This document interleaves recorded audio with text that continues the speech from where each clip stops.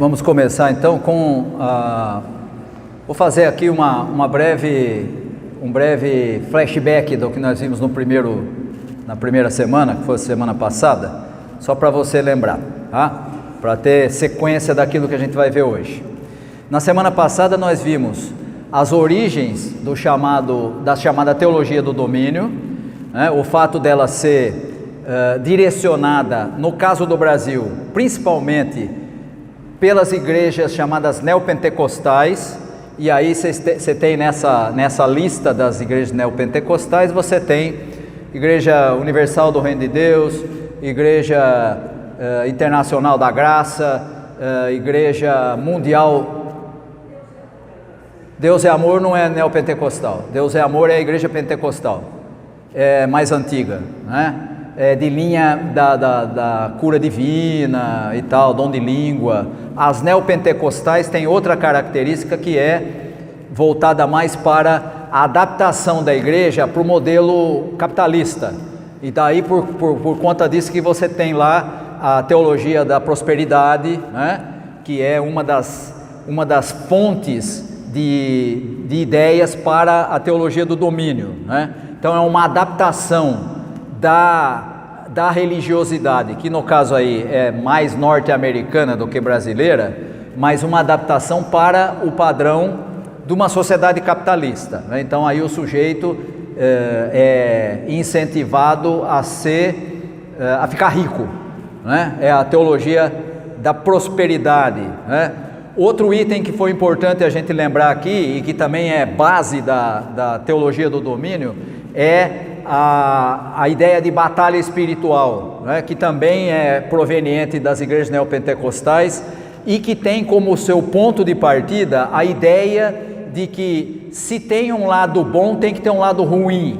Se nós somos bons, tem que ter o lado oposto, tem que ter, é o chamado maniqueísmo, né? Ou seja, nós estamos certos, obviamente tem que ter alguém que está errado, e na linha da batalha espiritual, o outro, o que é diferente, o que pensa diferente, ele não é simplesmente alguém diferente do cristão, ele é alguém a ser exterminado, porque ele é um agente do diabo, né? do inimigo, tá? Então isso é importante, porque na teologia do domínio há a presença muito forte dessa ideia de que o outro que não é como eu precisa ser ou dominado ou exterminado. Isso é necessário, tá? Então você tem a influência da teologia da batalha espiritual, você tem a influência da teologia da prosperidade. Por quê? Porque é a imensa maioria do povo brasileiro, né? O sujeito está lá o tempo todo correndo atrás de pagar boleto, né? Tem até uma brincadeira que eu acho legal: se você quer vencer na vida, lute como um boleto. O boleto sempre vence, né? Sempre vence, né? Não tem como você fugir do dito cujo, né? E aí então você tem essa herança, que não é uma herança fortuita, não é casual, ela é pensada, né? Ela é parte da construção da chamada teologia do domínio. Então as pessoas passam a buscar as coisas que são próprias do capitalismo, né? Então o que você faz? Você tem que acumular coisa, você tem que comprar coisa. Se você não compra coisa, você não acumula coisa, você não é um cara de sucesso, você não é abençoado por Deus. É uma versão capitalista da teologia da retribuição do Antigo Testamento.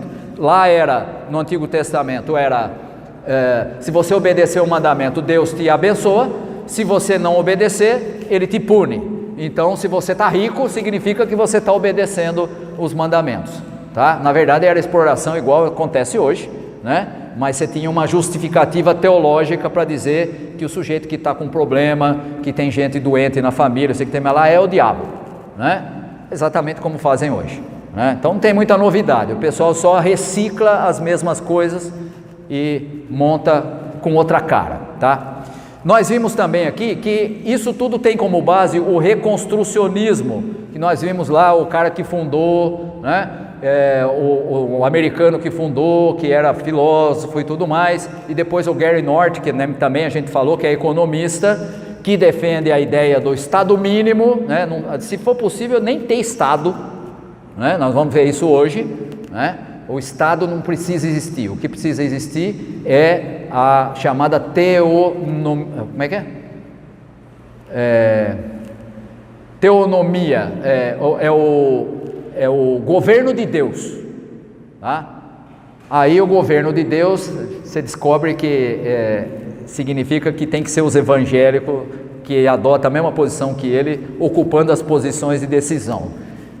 Já entendeu, né? Não preciso ser muito explícito nisso.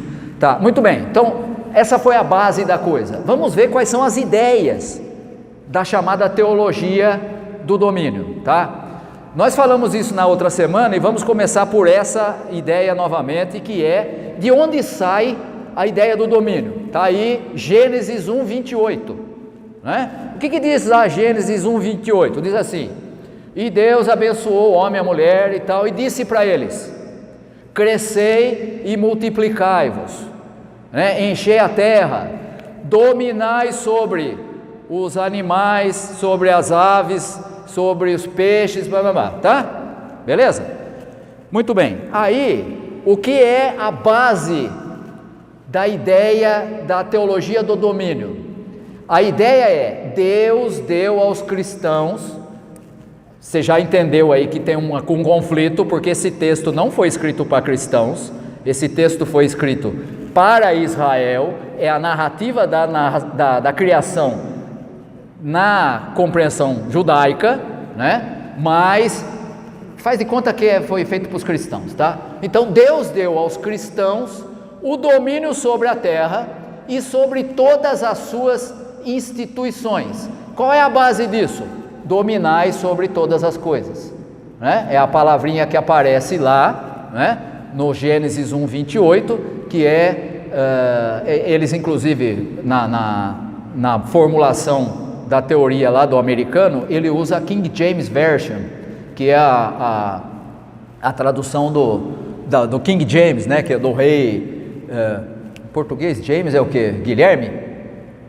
Acho que é Guilherme, né? Hã? Giacomo é italiano. Tiago, é isso mesmo. Em português, são as maluquices. James vira Giacomo em italiano, vira Iago em latim e vira Tiago em português por causa do santo Iago, então fica Tiago, né? O T do Tiago é do santo e não do Iago, né? É a mesma palavra para Jacó, só para você ter ideia, são as maluquices da língua, né? Então a King James traz essa afirmação: dominar sobre, dominar acima do outro, né? E aí você vai, já de cara, você já consegue entender que você tem uma interpretação literal do texto, tá? E quando você faz interpretação literal de um texto como o Gênesis, você tem um problema sério, porque você está tomando como fato um texto que tem um objetivo diferenciado. O objetivo da narrativa do Gênesis 1 e 2 é descrever, não sei se você já prestou atenção, mas Gênesis 1 e 2 são duas narrativas diferentes da mesma coisa, a criação. Um fala uma coisa, o dois fala outra e fala a mesma coisa. São duas narrativas diferentes, de tradições diferentes em Israel, para descrever a criação, né? E aí se pega um texto como esse, que é um texto extremamente antigo, que é um texto com características literárias que tem o objetivo de afirmar a criação de Deus, e o sujeito pega uma frase lá e diz: isso aqui tem que ser levado como está escrito, né? Eu brinco sempre que é o famoso tipo de interpretação, jogo do bicho, vale o que está escrito, entendeu? Esse domínio aí, como eu falo, dominar, não é preservar, conservar. Mas aí você já está falando, vou repetir para quem não ouviu o que a Ana disse. Esse dominar não tem a ver com preservar, com cuidar e não sei o que. Esse é o sentido da palavra hebraica que está lá. É dominar no sentido de quê? De ser aquele que faz o gerenciamento, aquele que cuida das coisas, aquele que faz a coisa funcionar. Esse é o sentido da expressão hebraica, que está lá no Gênesis. Mas não é esse o sentido que esse pessoal usa quando pega o texto em inglês e diz: dominai sobre, significa você tem autoridade, domínio, poder sobre todas as coisas. Tudo o que não seja você e os que creem estão subordinados a você. Por quê? Porque tem um texto que fala que você tem que dominar todas as coisas, né? Então esquece a tradução do texto hebraico, que tem justamente essa ideia, que tem muita base na teologia do Antigo Testamento, do homem como sendo aquele que vai fazer o que antes era Deus que fazia. Deus cuidava da sua criação, Deus cria o homem à sua imagem e fala: agora fica com você aí, ó, toma conta disso tudo, né? Gerencia, administra. Não, esquece isso aí. Essa tradução e essa interpretação do texto é literal, tá? E o problema de interpretação literal é um só: é sempre uma leitura fundamentalista, porque se está escrito assim e tem que ser assim, não pode ter outra forma de compreensão, não pode ter outra interpretação, porque vale o que está escrito, e o que está escrito é: domine sobre tudo. Então você já percebe aqui que tem nessa base da ideia básica da teologia do domínio, você tem primeiro uma interpretação literal, o que já é um absurdo do ponto de vista de qualquer interpretação de texto minimamente decente, tá? Toda vez que você faz uma interpretação literal, você diz: as outras interpretações não são literais, portanto não estão certas, né? Agora eu acho muito interessante, e eu não posso deixar de fazer menção aqui, que o sujeito pega esse versículo de maneira literal, mas tem outros que ele não faz isso, né? Tem outros que ele não faz isso. Já citei aqui um monte de vezes. Você vai lá nos mandamentos, nós estamos falando ainda da criação. Você vai lá nos mandamentos e você vai descobrir lá em Levítico que tem um mandamento que diz assim: se você tiver um filho rebelde, você deve exortá-lo, corrigi-lo. Se você fizer 1, 2, 3 vezes ele não se emendar, você leva ele na praça para ser apedrejado na frente de todo mundo. Eu nunca vi ninguém obedecer essa desgraça aí. Nunca vi ninguém obedecer, em época nenhuma, mas está escrito lá, está escrito lá. Esse aí, não, isso aqui é simbólico, entendeu como é que é o negócio? Então, quando interessa, é literal, quando não interessa, é simbólico, entendeu? E aí você vai descobrir que no Novo Testamento fazem a mesma coisa. Por exemplo, a gente vai ver mais à frente aqui, mas já vou adiantando. Uma das coisas que a teologia do domínio diz é que o homem é superior à mulher. Por quê? Porque tem um texto que diz: a mulher deve ficar calada na igreja. O homem, se ela tiver alguma dúvida, espera chegar em casa e pergunta para o marido, e ele vai explicar para ela. Lá também pega o texto de maneira literal. Tá certo? Gozado, né? O mesmo texto que fala isso, da mulher ficar calada na igreja, tem assim: mulheres, sede submissas aos seus maridos. Essa parte é literal. Só que ele pula a segunda parte do versículo e diz assim: maridos, amai as vossas mulheres como Cristo amou a igreja. Ih, rapaz, tá cheio de cara aí que tá cheio de amante para todo lado e ama a mulher, coisa nenhuma, tá? Mas aquela primeira parte é literal, a segunda nem tanto, tá? Então você percebeu aí que esse é o problema básico da leitura literal da Bíblia. Você vai fazer ela dizer o que ela não diz, tá? Aqui é um caso. A base é o versículo de Gênesis 1:28, que diz: dominai sobre toda a criação. Domínio, e esse é um detalhe importante que a gente vai ver na sequência aqui. Esse domínio significa domínio sobre todas as instituições e sobre todas as coisas criadas, inclusive natureza, tá? Então significa o quê? Se é algo bom para mim, se é algo bom para aquele que é o abençoado por Deus, não importa se isso vai criar destruição na natureza. Você vai se lembrar de uma coisa que a gente ouviu muitas vezes nos últimos anos. É esse negócio de proteção da Amazônia, não sei o que tem mais lá, cheio de metais preciosos lá. Para com isso aí. Isso aí tem que acabar, tem que explorar mesmo.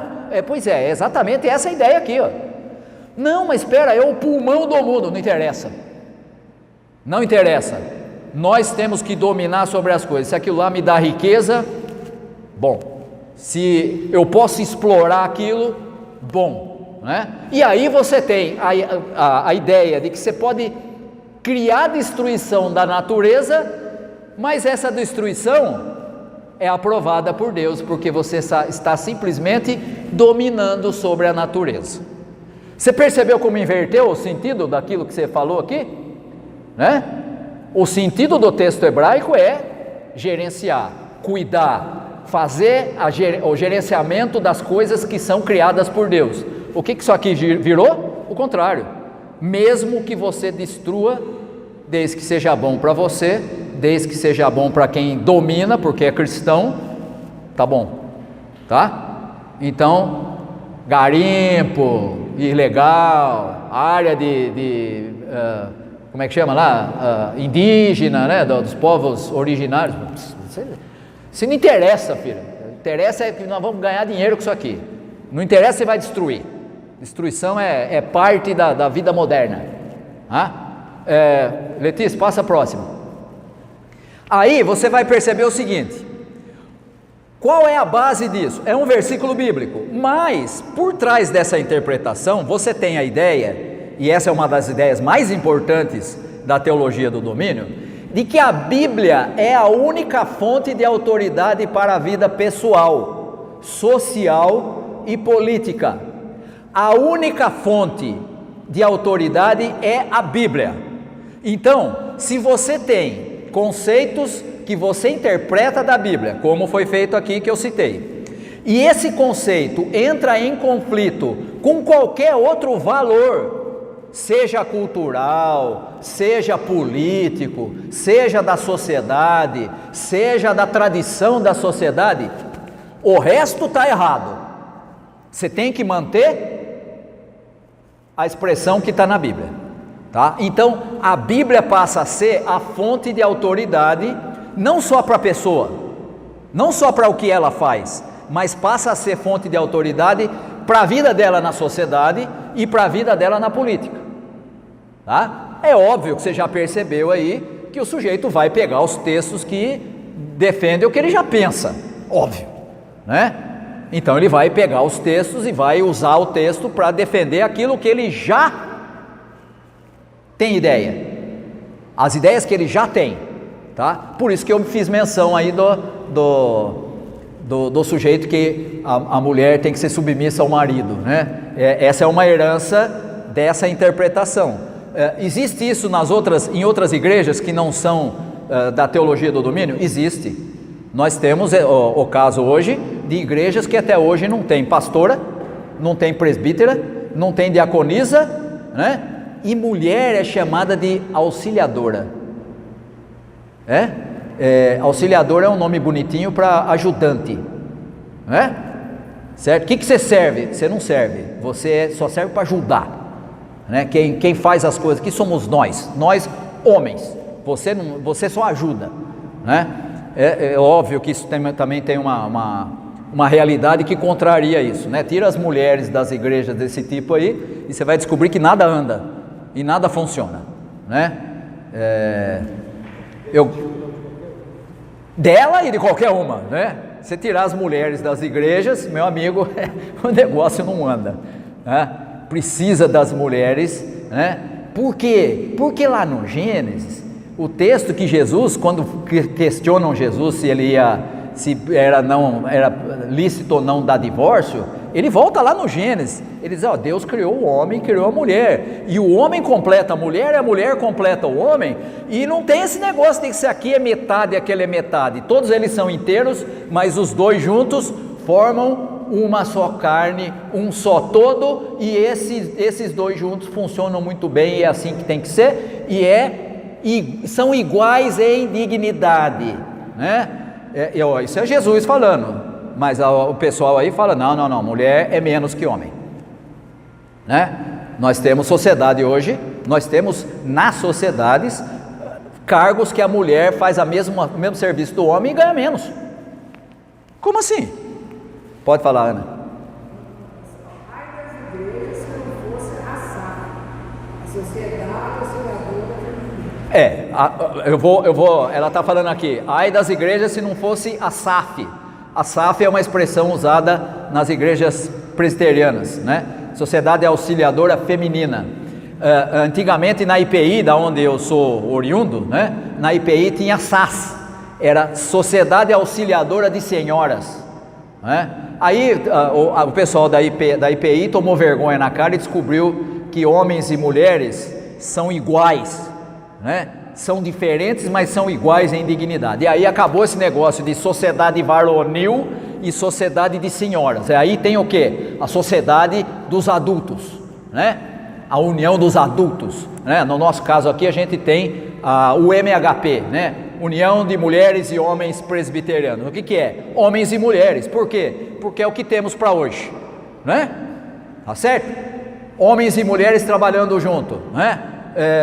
Se você precisa de sociedade auxiliadora feminina ou de senhoras, significa que você já está dizendo no nome da sociedade que ela é inferior à dos homens, porque ela é só auxiliadora, né? Então, menos mal que a IPU e hoje a IPI também tem a união de homens e mulheres. Por quê? Porque os dois foram criados à imagem de Deus, ponto, e tem a mesma dignidade. Muito bem, então a Bíblia como única fonte de autoridade significa, se tiver uma lei, se tiver um hábito cultural, se tiver, ou seja lá o que for, leis, cultura, não podem prevalecer sobre a autoridade da Bíblia e devem ser combatidas como inimigas, tá? Então o que isso significa? Isso significa o seguinte, que todo mundo aqui foi na escola, não foi? Pois é, você lembra que você tinha na escola, quando você era pequena, né? Não importa se faz muito tempo ou pouco, né? Mas você lembra que você tinha aula lá, e você aprendia o folclore brasileiro? Tudo do diabo, tudo diabo. Por quê? Porque é cultura e não pode ser valorizado como cultura, né? Por quê? Porque não está na Bíblia.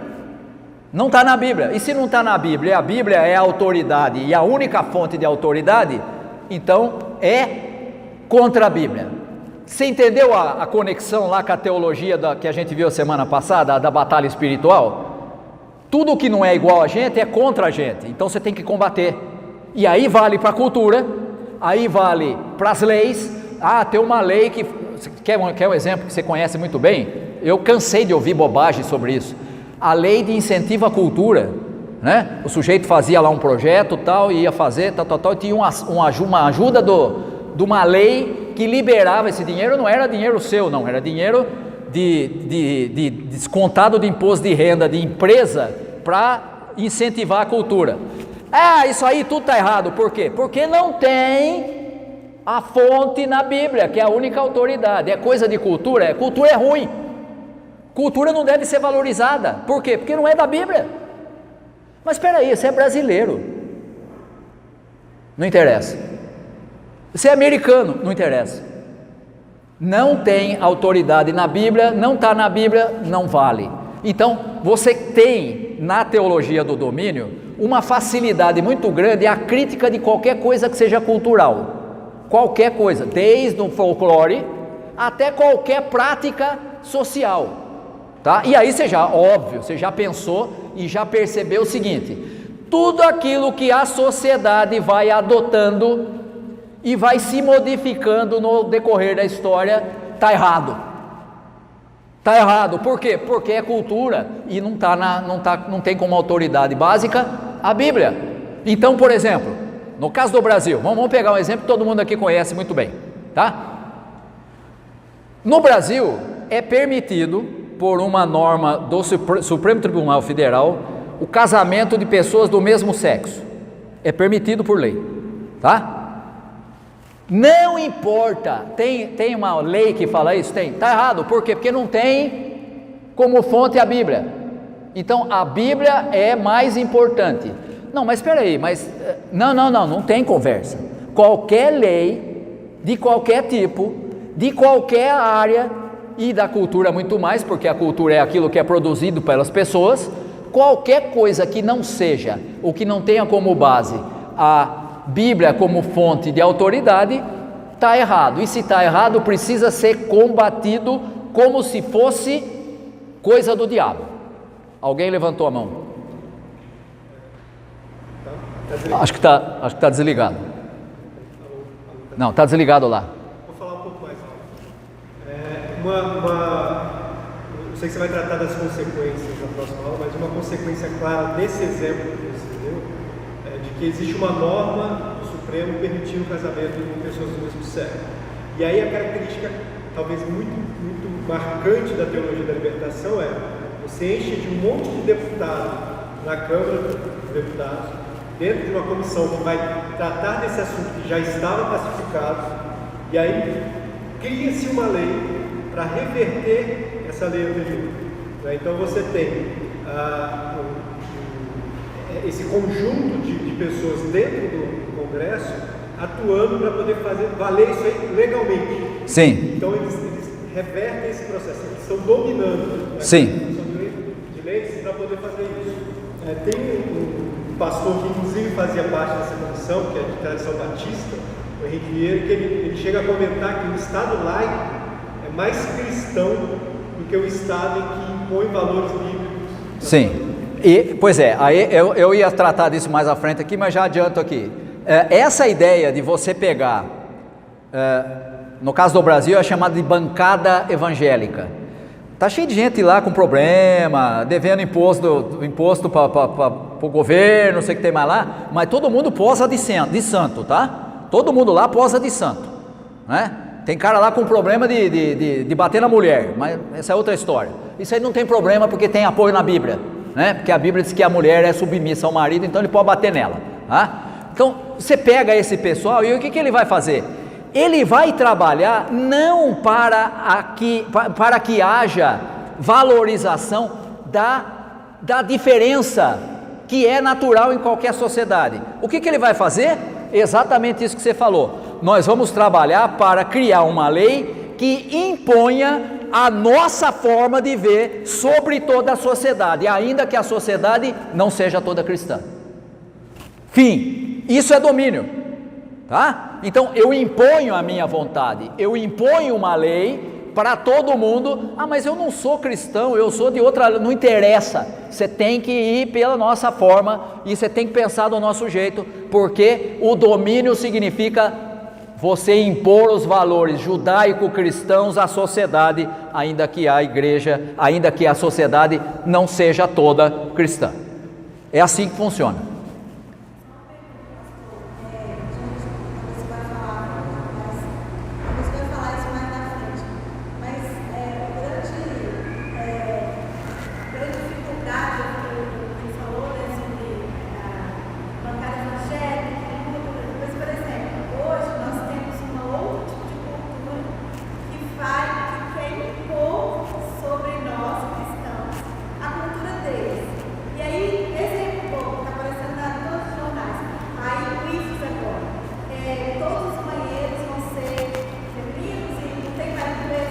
Tá. Sim. Muito boa e muito oportuna a sua colocação, porque isso serve para a gente entender exatamente a dimensão disso que a gente está falando. Hoje você tem essa realidade, que você tem grupos que querem, não pode mais ter diferenciação, tem que ser igual para todo mundo, e você tem que fazer desse jeito e acabou. E aí o que você faz? Você fala, tá errado, não pode, como assim? O cara quer impor para mim? Pois é, você percebeu a incoerência? Você percebeu? A mesma coisa a teologia do domínio quer fazer.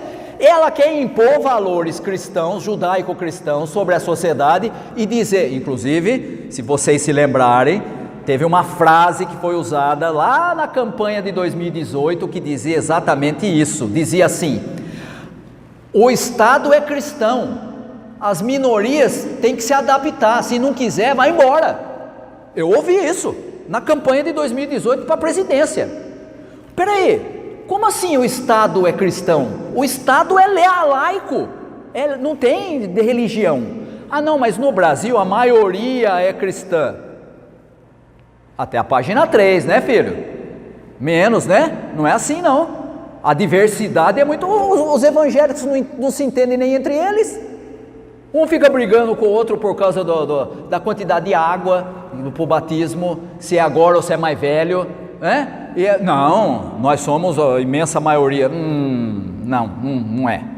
Tá? Então, é oportuna a sua colocação, por quê? Porque da mesma forma que você hoje olha e fala assim: eu não admito que o cara imponha sobre mim um valor que eu não concordo, nós estamos dizendo, é exatamente isso que a teologia do domínio quer fazer, só que do outro lado. Você entendeu? Aí você fala, não pode, tem que ser tem que ser? Filho, peraí, você vive numa sociedade complexa, diversificada e com hábitos dos mais variados. Não, você não pode ser desse jeito. Você não pode pensar desse jeito. Ah, peraí, e depois você vem falar para mim que está defendendo liberdade de expressão? Toma vergonha, aprende o que quer dizer as coisas primeiro, né? Liberdade de expressão significa, o outro pode ter uma opinião exatamente oposta à minha. Lembra lá da famosa frase, isso é do filósofo, né? Lembra da famosa frase do francês? Como é que era o nome dele? Esqueci o nome do filósofo, já vou lembrar, né? Ele dizia: discordo radicalmente do que você diz, mas vou defender até o último momento o seu direito de dizer e de manter a sua opinião, né? O que é isso? Isso é respeito à diversidade. Você vive num mundo que é diverso e que é extremamente heterogêneo, não tem, é todo mundo diferente um do outro. Não, a Bíblia é a única fonte de autoridade e nós temos que impor os valores judaico-cristãos a toda a sociedade. Para cima de Moá, como diz o meu irmão, mas nem a pau, não vai, e não vai mesmo. Próximo, Letícia. Só a frase do escritor, Evelyn Beatriz Hall, se atribui a Voltaire, mas é dela. Sim, o Voltaire, eu estava tentando lembrar do Voltaire, né? Eu sempre brinco com o negócio do Voltaire, porque o pessoal que joga xadrez, né, faz um movimento com uma peça para frente, e aí ele volta e ele fala, Voltaire, que era Voltaire, voltava, eu também volto, né? Tá certo? Então,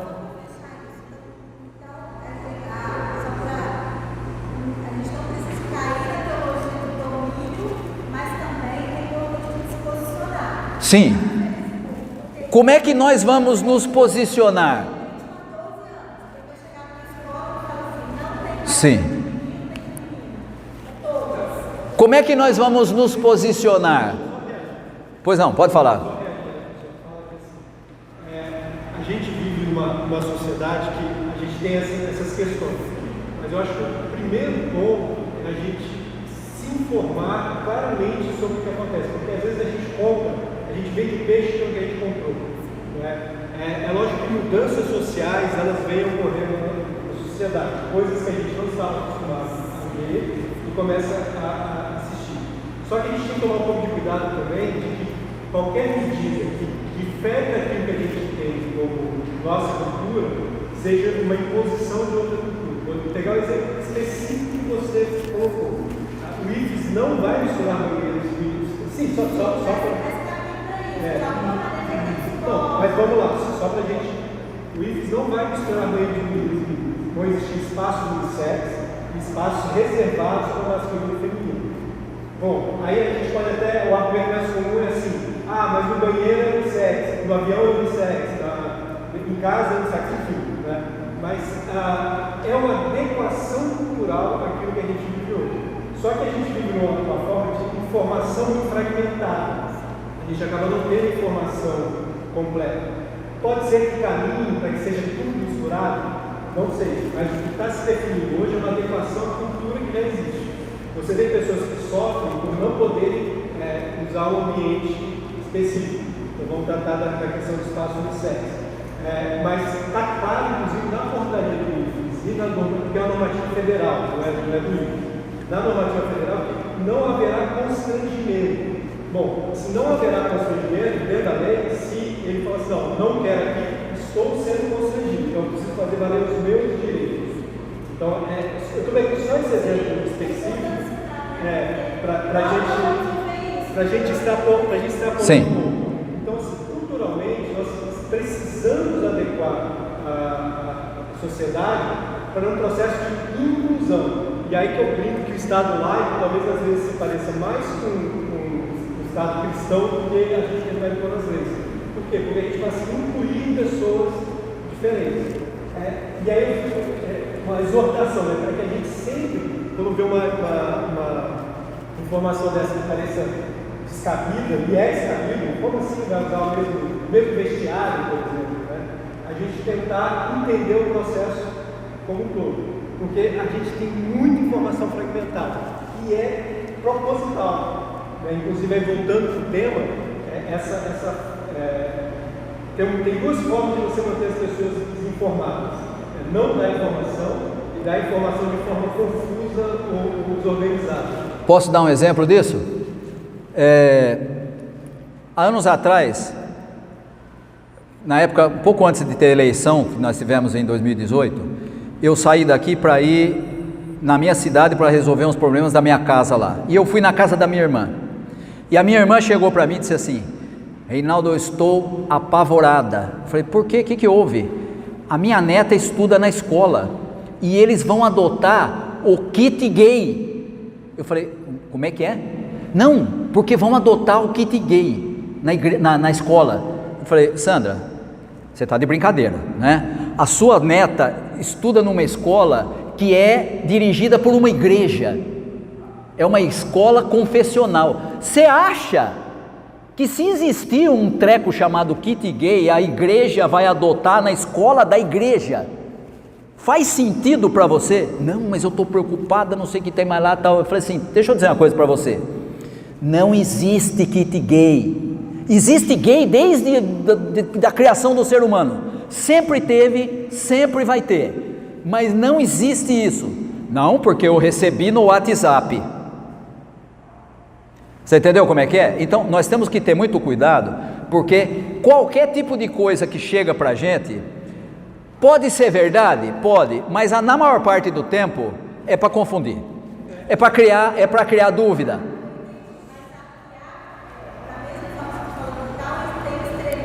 Sim.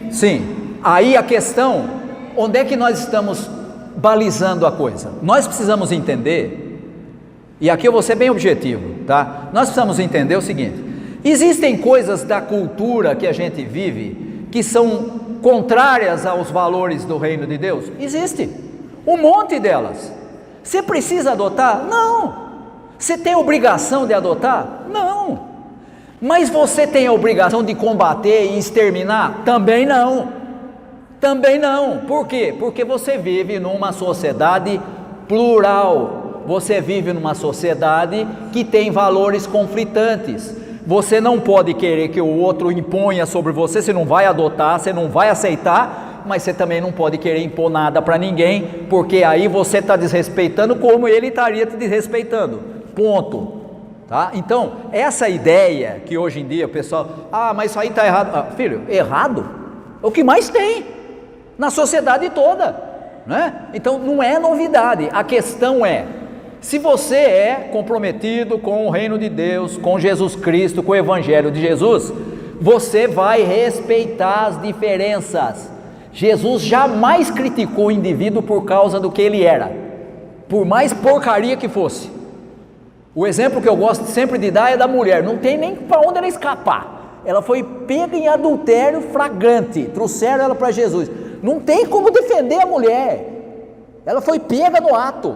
Aí Jesus serve: menina, pelo amor de Deus, hein? Que é isso? Você não tinha outra coisa para fazer? Foi isso que Jesus fez? Não.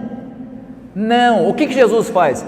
Mas que bando de picareta vem aqui falar dessa mulher como se eles fossem um bando de santo. E ele fala, vocês trouxeram ela aqui? Tá bom, quem que é o santinho aí para começar a jogar pedra nela? Né? Jesus inverte a lógica. Jesus não desrespeitou ninguém ali, mas ele disse, comece olhando para você mesmo antes de olhar para o outro. Né? Então nós precisamos perceber que no compromisso das comunidades de fé com o reino de Deus, você não é obrigado a adotar coisa nenhuma, você é livre, só que essa liberdade não te dá autoridade para querer impor o que você pensa para os outros, ponto, tá?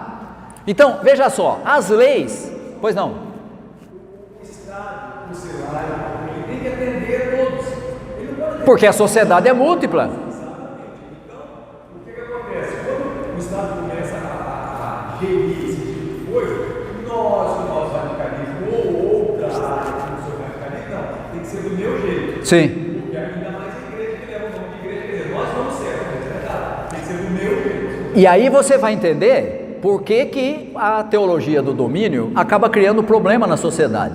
As leis e valores seculares, ou seja, o que está na sociedade, são contrários à vontade de Deus e devem ser substituídos por princípios bíblicos. Quase sempre o que se usa para pôr no lugar é coisa do Antigo Testamento. Quase sempre. Você começa pelo texto básico aí, que é Gênesis 1.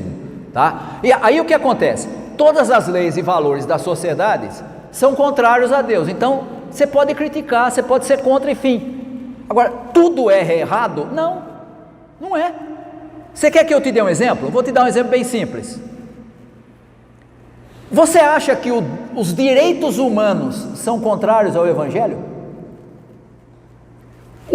O direito do sujeito ter a sua vida preservada é contrário ao Evangelho? De jeito nenhum, mas nunca. Não, porque o direito, eu ouvi isso, vocês também ouviram. Direitos, como é que é? Direitos humanos para humanos direitos. Pode parar, filho, pode parar. Não existe humano direito nenhum. É isso que a Bíblia diz. Todos nós somos pecadores. Não existe humano direito, existe humano torto. Então, porque os direitos humanos são para as pessoas de bem. De bem? Só tem gente de ruim, cara. Para com essa bobagem. Não, mas porque tem gente... já entendi. O de bem é o que defende as suas ideias. É o que defende o que você pensa. Esse que é o de bem? Sinto muito. Não, isso aí não é Evangelho. Isso aí não é direito. Isso é tentativa de imposição de valores que o grupo adota. Tá? Não dá para aceitar esse treco aí.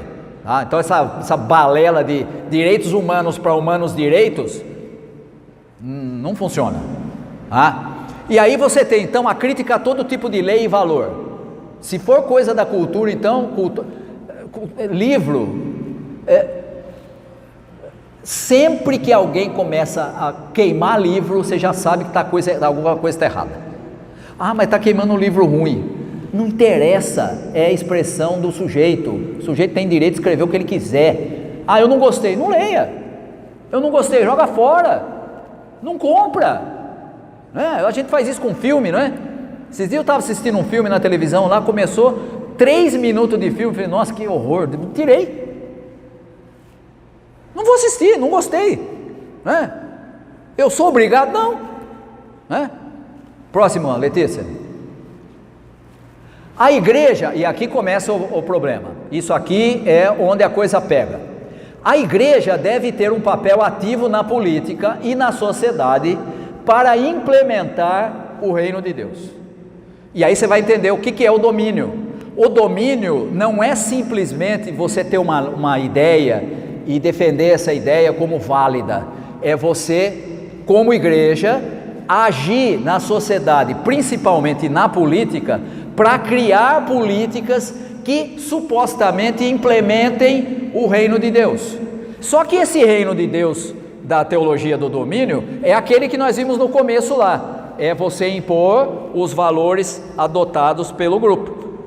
Então são aquelas ideias baseadas na Bíblia, como a a autoridade última, a imposição dessas ideias para todo mundo, né, os chamados valores judaico-cristãos, e aí todo mundo tem que se adaptar a isso, tá? Aí você olha para isso e fala assim, pois é, mas quando você quer impor uma ideia, não importa qual seja, tá? Nós não estamos falando aqui da ideia judaico-cristã, mas podia ser da Umbanda, podia ser do Espiritismo, podia ser qualquer coisa, né? Qualquer linha. Quando você fala assim, nós temos a verdade e nós vamos trabalhar de maneira política para que todo mundo se submeta a isso, você acha que isso tem alguma coisa a ver com liberdade do Evangelho? Não, não tem. Isso tem a ver com imposição, isso tem a ver com uma forma de domínio, e aí você já entendeu por que a teologia é chamada de teologia do domínio, né? Você tem que se submeter a uma linha que é para nós a linha correta, tá? Então a igreja passa a ter participação na política, né?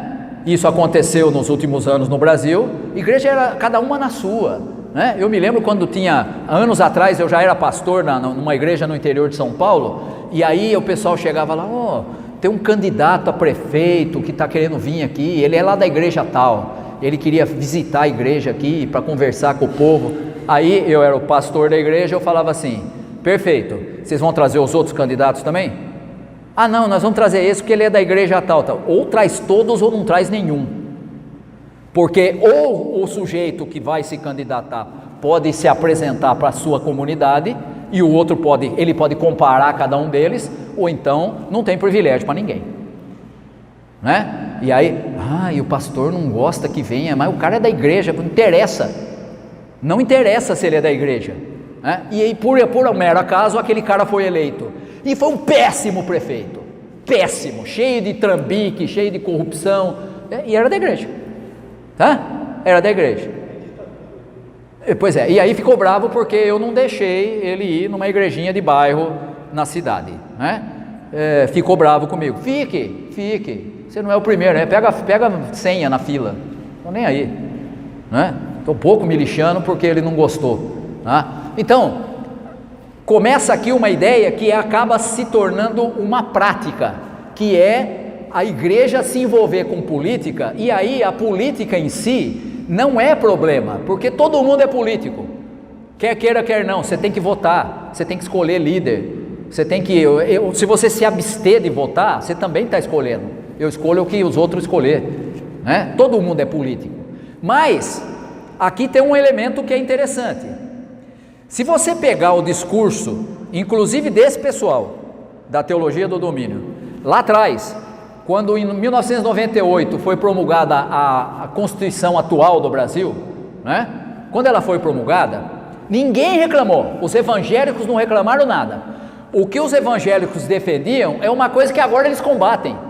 A Constituição é aquela que aponta para um Estado laico, é isso que nós defendemos, e foi isso que os evangélicos defenderam quando foi promulgada como a Constituição de 98. Todo mundo defendeu, as igrejas evangélicas defenderam, os tradicionais defenderam, os pentecostais, todo mundo, beleza, o Estado é laico. Mas teve uma coisa que mudou. Depois que começou com essa coisa de teologia do domínio e a igreja começou a crescer, principalmente as neopentecostais, o que isso fez? Fez com que a quantidade de evangélicos crescesse. Evangélicos, desculpe aí, eu vou ter que botar duas aspas, tá? Porque tem uns caras hoje que falam que é evangélico, que de evangélico só tem o nome, de evangelho não tem nada, inclusive na bancada evangélica, tá? De evangélico só tem o nome, de evangelho mesmo, daquilo que Jesus ensinou, não tem nada, mas tem lá, né? Aí o que acontece? Esse pessoal começou a ganhar visibilidade, e aí eu vou fazer a menção aqui. Eu não sei se está no coisa ali, passa para a próxima, Letícia, eu acho que não está, está aqui, está aí sim, olha lá. Em 2008, o bispo Edir Macedo publicou um livro que chamava Plano de Poder, eu tenho esse livro inclusive, dizendo que seria um desperdício não aproveitar o potencial de poder dos evangélicos, porque tem muita gente, né? Então, nós precisamos arrumar uma forma de aproveitar o potencial de poder desse povo, que é muita gente. Passa para o próximo. Aí isso é aquilo que eu tinha dito, né? Eu me antecipei ali, ó. Na Constituição de 98, os evangélicos defendiam o Estado laico. Mudaram o discurso a partir do momento em que o número de evangélicos permitiu interferir no jogo político. Nas últimas eleições de 2022, toda a discussão é onde é que está o povo evangélico, em quem que o povo evangélico vai votar. Por quê? Porque era decisivo, cresceu a quantidade, então passou a ser um grupo que adquiriu influência na política da sociedade brasileira, entendeu? Então aquilo que o Edir Macedo tinha dito lá em 2008, agora em 2018 e 2022, nas eleições que nós tivemos no Brasil, já começou a mudar. Por quê? Agora nós temos visibilidade e descobriram que a gente pode decidir a eleição a favor de um ou de outro. Então passou a ser o quê? Agora vocês têm que nos ouvir. O evangélico passou a ser um grupo que precisa ser valorizado na sociedade. Inclusive é a grande discussão hoje de como ligar, por exemplo, o pessoal da esquerda, né, que não sabe lidar com o evangélico. E o pessoal evangélico também não sabe lidar com a esquerda, porque a imensa maioria do pessoal evangélico, principalmente das igrejas neopentecostais, são de extrema direita. Não é direita não e nem centro, é extrema direita, né? Aquele que bate na mulher e tudo mais, está tudo certo, tá? Isso, eu pus 98, está errado ali, é 88 a Constituição, tá? Então, no primeiro momento, era Estado laico. Por quê? Porque nós não temos força para influenciar. Agora que já tem, então, vocês têm que nos respeitar, né? E aí tem essa coisa que você falou, hoje você tem lá grupos de deputados e de senadores que querem estar em comissões específicas, para quê? Para influenciar, para que seja imposto sobre os outros a linha dele, tá? Falei a semana passada que uma das coisas que as igrejas neopentecostais fizeram com grande eficácia foi eleição do conselho tutelar no fim do ano passado. Encheu de gente evangélico nos conselhos tutelar, gente que acha que o pai tem que descer o sapato na criança mesmo, contrariando o estatuto da criança. É uma lei. Eu fui presidente de conselho tutelar logo lá no começo, né? E defenderam essa ideia. Não, o pai tem que descer o sapato na criança mesmo. Pode falar.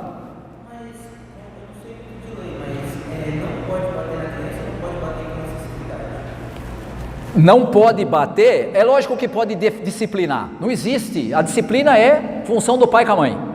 Já falei essa outra semana aqui, que hoje em dia o que as famílias fazem? Elas não disciplinam os filhos. Ela manda o filho para a escola e espera que a escola ensine a criança. A escola é para ensinar geografia, matemática, português, e não para educar. Quem educa é pai e mãe, né? Quem educa é pai e mãe. Então, o que o Estatuto da Criança e do Adolescente diz? Você precisa preservar os direitos da criança. Ela é um cidadão em desenvolvimento, ela não é um adulto em miniatura, ela é um cidadão em desenvolvimento, ela está formando a sua personalidade. Então você tem que entender isso, tá? E obviamente que você espancar a criança não ajuda em nada, né? Não é disciplina você espancar a criança, né? Certo? Eu conheço gente que apanhou a vida inteira, apanhou quando é criança. E aí sabe o que acontece? A criança cresce apanhando, e quando ela vira adulto, e ela casa, e a mulher desafia o poder dela, adivinha o que ela faz? Ela faz a mesma coisa que faziam com ela quando era criança, ela espanca a mulher, né? E ainda usa a Bíblia para dizer, não, a mulher tem que ser submissa, fica quieta aí, não abra a boca, apanha e engula o choro, né? Tá certo? Você vai me dizer que isso aí é evangelho? Não é, filho, isso tem nada a ver com o evangelho, né? Você viu Jesus chegando e fala assim, vem cá, quando você for ensinar seus filhos, espanca mesmo, né? Fala um reio lá e desce o sapato. Não tem. Por quê? Porque não é assim que faz, né? Não é assim, tá? Passa o próximo. Só falar uma coisa. Pois não. Só para responder, assim, porque você vai ver adultos falando assim, eu apanhei, mas eu mereci apanhar. Não sei se você já ouviu essa frase, eu já ouvi. Nunca apanhei à toa. A lei, o ECA, por exemplo, ele está ali para corrigir distorções. Ou seja, é diferente. Aí tem a questão do conflito entre cultura e lei. Culturalmente, algumas famílias educaram seus filhos com punição física, de ajoelhar, de bater e tudo mais. Culturalmente, isso está diminuindo com o tempo. Mas a lei, ela não é clara em relação a isso, por quê? Porque é uma questão cultural. Agora, ela está ali para preservar as distorções. Então, você apanhar todo dia por conta de que você esqueceu de fechar a porta. Letícia, pode passar o próximo. Então, é exatamente esse conflito que existe ali entre lei e cultura. E aí cada um defende o seu lado. Exato. Eu tinha posto um outro coisa ali, mas é aquela frase que eu já citei lá da campanha em 2018, que dizia que nós somos um país, um Estado cristão, e aí você tem que ser cristão, se não quiser, vai embora. Não somos um Estado cristão, o Estado é laico, né? É o que está na nossa Constituição. Mas eu fiz questão de anotar aí uma frase que é a orientação seguida pela teologia do domínio no Brasil, que é do Gary North, aquele que foi o criador, o divulgador do negócio. Ele diz o seguinte: os cristãos devem usar a liberdade religiosa para ganhar independência do Estado, até surgir uma geração que não acredita em neutralidade, mas esteja disposta a estabelecer a teonomia. Teonomia é o governo de Deus, tá? Teonomia é, em vez de ter um Estado, quem governa o povo é Deus. Só que essa teonomia, não tem como você pegar e falar assim, eu vou sentar aqui e ficar esperando que Deus mande um sinal. Então qual é a ideia? Quem é que Deus vai colocar para dirigir o povo? O pessoal evangélico ligado à teologia do domínio, porque eles vão ser os representantes de Deus para fazer com que a sociedade seja cristã. Bonito, né? E interesseiro também, né? Percebeu o negócio? Tá? Então, pode passar, Letícia. Pode voltar, aquela é a última, tá? Então, onde é que está o problema nas ideias, né? Na semana que vem a gente vai ver o impacto disso na prática. Como é que isso funciona na prática da vida da sociedade brasileira. Mas onde é que estão os problemas? Você percebeu aí? Você tem interpretação literal de texto bíblico, que faz o texto dizer o que ele não diz. Você tem uma linha criada a partir dessa interpretação, que busca impor valores, que são os valores do grupo sobre toda a sociedade, tá? E esses valores nem sempre são valores evangélicos, são evangélicos, mas não estão no evangelho, você não encontra em Jesus, né? São valores defendidos pelo grupo que tem interesses políticos, que tem interesse principalmente de se manter no poder, tá? Então a teologia do domínio, ela não é uma teologia inofensiva, ela é uma teologia que quer colocar evangélicos. Você já ouviu isso? Eu também ouvi muitas vezes. Eu sonho com um dia em que o país tiver um presidente cristão. Já teve, e ele matava gente pra caramba. Você sabia disso? O Brasil já teve um presidente que era luterano, um dos maiores carniceiros da história do Brasil. Você conhece? Geisel, Ernesto Geisel, era da família luterana, um sujeito extremamente truculento, que sumiu gente na época dele, ninguém sabe onde foi parar, até hoje tem família, vocês sabem muito bem, nós temos alguém próximo da gente aqui que passou por isso, né? O irmão do Jaime Wright, até hoje ninguém sabe onde está o corpo dele, ele simplesmente desapareceu. Jaime Wright, pai da Anitta, que é a nossa moderadora do presbitério aqui, tá? Só para você ter ideia, da época de quem?